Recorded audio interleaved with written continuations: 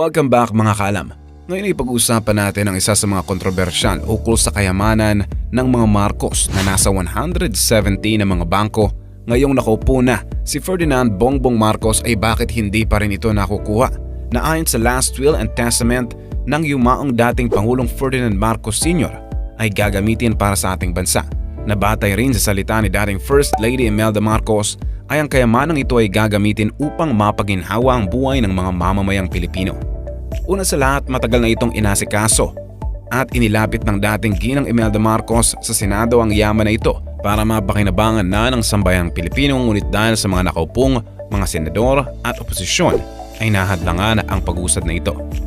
Isa sa mga itinuturing na dahilan ay kung mailalabas ito at magagamit para sa Pilipinas ay gagaan ang imahe ng ating dating Pangulong Ferdinand Marcos Sr. at ayaw nila itong mangyari dahil na ayon rin sa last will and testament ni Marcos ang mga bagay na magpapatunay rin na ang mga paratang sa kanya ay hindi totoo at posibleng mapahiya ang mga oposisyon niya ng panahong iyon. Hindi pa nakapagtataka na sa ilang dekada na palaging kinakasuhan ang pamilyang Marcos ay ni isa sa kanila ay walang nakulong dahil sa mga may hinang katibayan at kakulangan ng ebidensya sa mga paratang sa kanila. Ngunit dahil sa pagsasampa nila ng kaso sa pamilyang Marcos ay nasisira ang pangalan nila na siyang layunin ng oposisyon at masira sa taong bayan. Ang isa sa mga pinaka-taktika noon na kumuha ng kayamanan ng mga Marcos ay ang itinatag na PCGG o Presidential Commission on Good Governance sa pagkakaupo ni dating Pangulong Cory Aquino na kinuha ang yaman ng mga Marcos at ipinaratang na ang mga yamang ito ay mula sa kaban ng bayan. Batay sa pahayag ng Senador Amy Marcos na sinasabay sa kanila ang mahigit 4,000 na kaso na lalong nagpapapigil na makuha nila ulit ang kayamanang ito. Sa pahayag rin niya, nang layunin niya ay maibalik ang nasirang pangalan ng mga Marcos sa sambayan ng Pilipino na tiniis ng kanyang pamilya ang mga pangungutya at mga kasong isinampa sa kanila na mahigit 3 dekada na mula sa 4,000 ay mabibilang na lang sa isang kamay. Aniya pa niya, tiis-tiis na lang muna daw kahit na lahat lang ng ginawa ng kanyang ama ay tinuturing na masama. Dahil kasi sa walang humpay na pagsasampa nila ng mga kaso sa pamilyang Marcos ay nafi-freeze nila ang nasa mahigit 170 na mga bangko sa buong mundo, na habang patuloy ang kanilang mga kaso ay patuloy rin ang mga bangkong ito na mafi-freeze. Dahilan kung bakit hindi nila makuha ang mga napapaloob doon at hindi maipapatupad ang last will and testament ng dating Pangulong Ferdinand Marcos. Matatandaan rin na humingi rin ng tulong sa dating Administrasyong Duterte si Senadora Amy Marcos upang matigil ang mga dekadang pagsasampa ng kaso ng PCGG na itinatag ni Cory Aquino upang hindi na ma-freeze ang mga bank accounts na mga ito.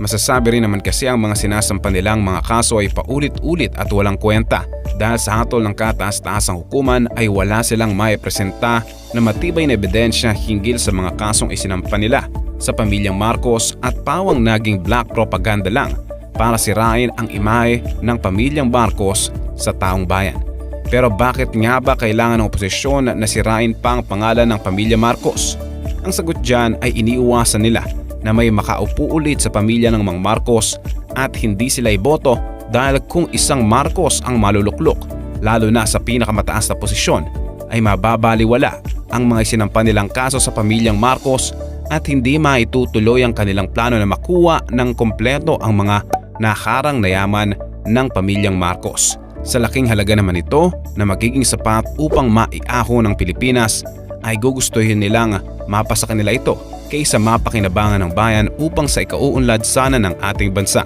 Hindi natin alam kung ano pa ang mga layunin nila hinggil rito na tila hindi iniisip ang kapakanan ng mga mamamayang Pilipino at nagmumukhang para ito sa mga personal na interes nila. Nasabi rin ng ating Pangulong Ferdinand Bongbong Marcos na pag-iimbestigahan niya palalo ang mga kasong kaugnay sa kanilang yaman na marapat na gamitin para sa taong bayan at lalo rin niyang patitibayin ang PCGG na kahit itinatag ito ni Cory Aquino para makuha ang yaman ng pamilya nila. Ang gagawin ng PCGG na kinukuha ang mga yaman ng pamilyang Marcos ay papangalan nila bilang nakaw na yaman ng mga Marcos sa kaban ng bayan, ngunit pagdating sa kataas-taasang hukuman ay bigo na mapatunayan ito. Mahirap isipin na sa 4,000 na kaso na isinampa ng posisyon at PCGG ay ni isang kaso ay hindi sila nanalo at bigo na maipakulong kahit ni isang beses ang isa man lang sa pamilyang Marcos. Malaking patunay ito na karamihan sa paratang nila ay walang katotohanan at nagdudulot lang ito ng mas matagal na pagkuha ng kayamanan ng pamilyang Marcos na nasa last will and testament ng yumaong dating Pangulong Ferdinand Marcos na gagamitin sana para sa bayan. Ipinahayag na rin ng Pangulong Bongbong Marcos na bago niya pagtibayan ng PCGG ay wawaksan niya muna ito upang matigil na ang ilan pang mga kasong isinampa sa kanila upang maipatupad ang ilang mabubuting plano ng mga Marcos para sa ating bansa sa pamamagitan ng mga naka-freeze na 170 na bangko ng pamilya nila sa buong mundo na sa 3 dekada nito ay malaki na ang naitubong interes. Isa na rito ang sinasabi noon ni dating First Lady Imelda Marcos na 7,000 metric tons ng ginto na handa nilang ibigay sa gobyerno upang makatulong sa taong bayan. Sa paghingi ng tulong ng pamilya Marcos sa dating Pangulong Duterte ay unti-unti na naikikilos ang mga ito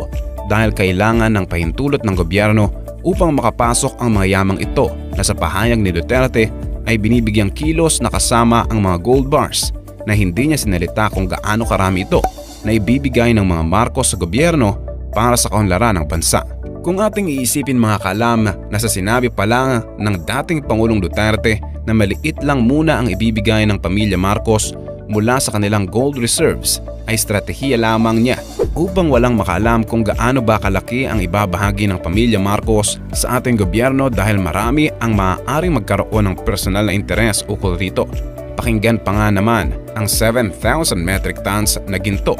o nasa halagang $305 billion